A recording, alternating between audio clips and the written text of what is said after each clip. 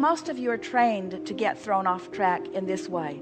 Someone meaningful to you, like a mother or a father or a teacher or someone you care about, holds you as their object of attention, and when you please them, they show signs of being pleased, and you like that because you're an uplifter. You want them to feel good. So when you associate someone feeling good with something that you've done, that feels very good to you.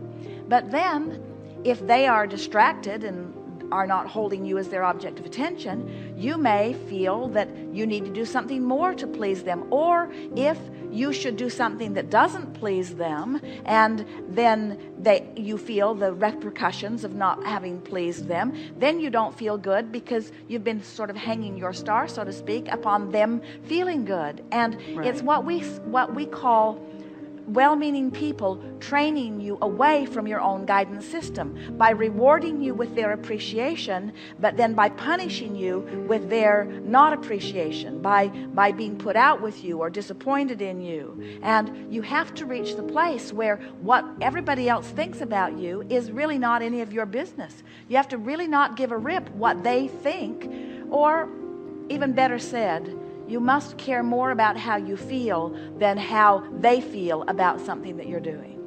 And we know sometimes Esther will say, Abraham is like a small voice in the wilderness, because almost everybody is clamoring to please someone else. And that's why there are so many people then that have a hard time even hearing their own guidance. They're so used to listening to others, and then it reaches even greater proportion as people then are wanting to know what the polls say, or what the voters are saying, or what the majority of people. So people are then responding to the loudest outcry instead of to the truest vibration within them.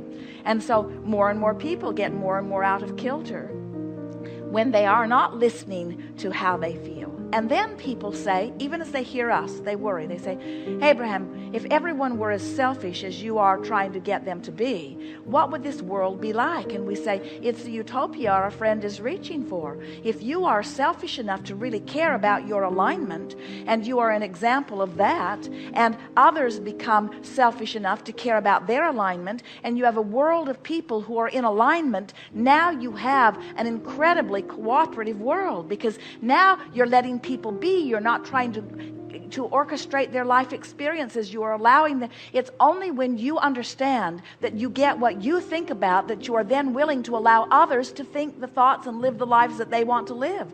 But when you believe erroneously, it is so incorrect. When you believe that what others do impact you, then you've got to control them, and you can't do that, and then you just go crazy.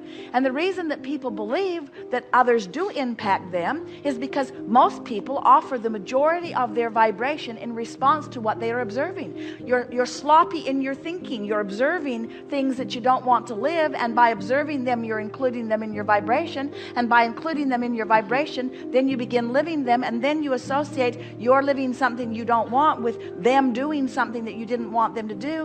And so it's sort of a cycle that never works out for anyone.